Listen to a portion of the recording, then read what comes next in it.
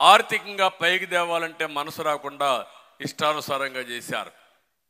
ఈరోజు నేను అడుగుతున్నా మిమ్మల్ని, కార్పొరేషన్లు పెట్టారు. ఎందుకు ఆ కార్పొరేషన్లు?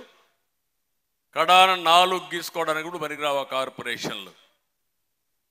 ₹1 ఖర్చు పెట్టారా అని మిమ్మల్ని అడుగుతున్నా. ఎక్కడన్నా ₹1 ఖర్చు పెట్టారా? ఏ బీసీ అయినా ఆర్థికంగా పైకి తీసుకొచ్చే కార్యక్రమాలు చేశారా అని మిమ్మల్ని అడుగుతున్నాను. ఏమీ లేవు. ఇప్పుడు సాధికార యాత్ర అంటున్నాడు. దేనికోసం సాధికార యాత్ర నాకైతే అర్థం కాదు. ఈరోజు మీరు ఒకసారి చూస్తే, నేను అడుగుతున్న ఈ ముఖ్యమంత్రిని, తెలుగుదేశం పార్టీ హయాంలో 1000 కోట్ల రూపాయలు ఆదరణ ద్వారా అనేక పనిముట్లు ఇప్పించాం, పూర్తిగా రద్దు చేశారు. దీనికి సమాధానం చెప్పమంటున్నాను. కార్పొరేషన్ ద్వారా దగ్గర సప్లైన్ మొత్తం ఖర్చు పెడితే 3500 కోట్ల రూపాయలు మనం ఖర్చు పెట్టాం. ఈరోజు సప్లైన్ ఇచ్చాం, 37,000 కోట్ల రూపాయలు మనం ఖర్చు పెట్టాం. మీరు ఈరోజు చెప్పింది ఏమని? సంవత్సరానికి 15,000, 5 సంవత్సరాల్లో 75,000, 75,000 కోట్ల రూపాయలు కేటాయిస్తామని చెప్పి ₹1 ఇచ్చారా నేను అడుగుతున్నా. మాట తప్పను, మడమ తిప్పనని చెప్పే ముఖ్యమంత్రి ఎక్కడ చేశాడో సమాధానం చెప్పమంటున్నా. పెళ్లి కారుకు మనం 35,000 ఇచ్చాం, మేము 50,000 ఇస్తామన్నారు. ఇచ్చారా నేను అడుగుతున్నా. అది కూడా ఇవ్వకుండా వదిలేశారు. బెస్ట్ అవైలబుల్ స్కూల్ 99లో ప్రారంభిస్తే దానికి కూడా డబ్బులు ఇవ్వకుండా రద్దు చేశారు. స్కిల్ డెవలప్మెంట్ సెంటర్లు రద్దు చేశారు. స్టడీ సర్కిల్ రద్దు చేశారు. బీసీ భవనాలు, కనీసం కట్టిన భవనాల్ని పూర్తి చేయని ముఖ్యమంత్రి 3 రాజధానులు కడతాడంట. అయిపోయింది ఆ పని కూడా. సుప్రీంకోర్టులో స్పష్టంగా ఏప్రిల్ తర్వాత పోస్ట్ చేశారు కాబట్టి 3 రాజధానుల ముచ్చట అయిపోయింది. మళ్ళీ ఒకే రాజధాని, అదే అమరావతి, అదే పూర్తి చేస్తాం తెలుగుదేశం పార్టీ. ఇంకో పక్కన ఎన్ఎఫ్డిబి ఫిషరీస్ డెవలప్మెంట్ బోర్డు ద్వారా వచ్చే రుణాలు తీసుకోవడం, సబ్సిడీలు తీసుకోవడం మానేశాడు. ప్రధానమంత్రి మత్స్య సంపద యోజన ద్వారా వచ్చే డబ్బుల్ని తీసుకోవడం రద్దు చేశాడు. చంద్రన్న బీమా రద్దు చేశాడు. మత్స్యకారుల పాలిట శాపంగా 217 జీవోని మేము రద్దు చేస్తే దాన్ని మళ్ళా వీళ్ళు వచ్చి మనం తీసుకొస్తే దాన్ని రద్దు చేసి ఈరోజు మొత్తం వాళ్ళు ఇష్టం వచ్చిన వాళ్ళకి ఈ సొసైటీస్ అన్ని అన్యాక్రాంతం చేసే పరిస్థితికి వచ్చాడు. చేప పిల్లల పెంపకం మనం చేపడితే అవి కూడా వదిలేశాడు. బోట్ల ఆధునీకరణ వదిలిపెట్టాడు. రజకులకు వాషింగ్ మెషిన్లు ఇస్తే అవి కూడా తీసేశాడు. ఇంకో పక్కన మహిళలకు పారిశ్రామిక రాయితీలు ఇస్తే అవి తీసేశాడు. థ్రిఫ్ట్ ఫండ్ పోయింది చేనేత కార్మికులకి, నేత కార్మికులకి ట్రైనింగ్ ప్రోగ్రాం పోయింది, చేనేత కార్మికులకు పావలా వడ్డీ రుణాలు పోయినాయి, నూలు కొనుగోలు సబ్సిడీస్ అది కూడా పోయింది. నేషనల్ హ్యాండ్లూమ్స్ డెవలప్మెంట్ ప్రోగ్రాం ద్వారా కేంద్రం ఇచ్చే సబ్సిడీలు పూర్తిగా రద్దు చేశాడు. కొత్తగా మగ్గాలు ఇచ్చేదాన్ని కూడా రద్దు చేశాడు. మల్బరీ తోటలు కూడా ప్రోత్సాహం ఇవ్వకుండా రద్దు చేసే పరిస్థితి వచ్చారు. వీవర్స్ క్రెడిట్ కార్డు స్కీమ్ రద్దు చేశాడు. ఆప్కో ద్వారా చేనేతలకు వస్త్రాలు కొనుగోలు కూడా రద్దు చేసే పరిస్థితికి వచ్చాడు. గీత కార్మికుల సొసైటీలకు ఆర్థిక సహాయం రద్దు చేశారు. ఈత తాటి చెట్ల పెంపకానికి ప్రోత్సాహం రద్దు చేశారు. గొర్రెలు మేకల పెంపకానికి ప్రోత్సాహం రద్దు చేశారు.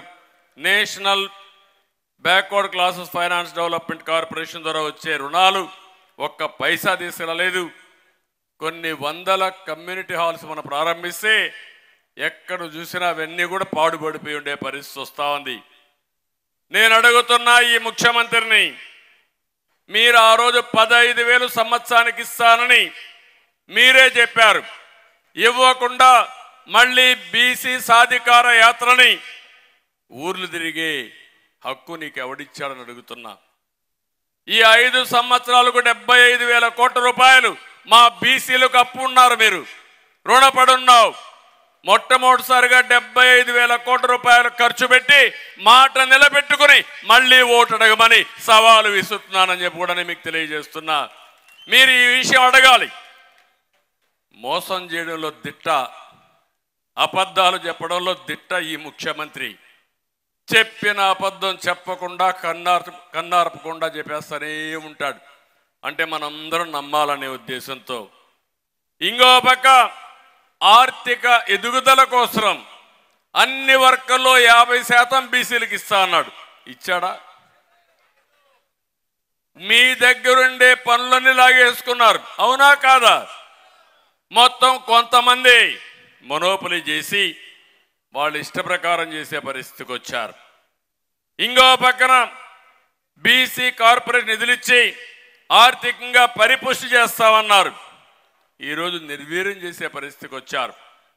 చేపల వేట నిషేధ సమయంలో 10,000 రూపాయలు, వేట సమయంలో మరణించిన వారికి 10 లక్షల బీమా ఇస్తా అన్నాడు. ఇచ్చాడా అని మిమ్మల్ని అడుగుతున్నా.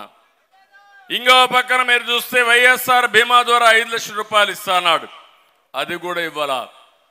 ఈరోజు మీరు ఒకసారి చూస్తే ప్రతి ఒక్క మగ్గం నేసే వ్యక్తులందరికీ, వాడే వ్యక్తులందరికీ 24,000 రూపాయలు సంవత్సరానికి సబ్సిడీ ఇస్తా అన్నాడు.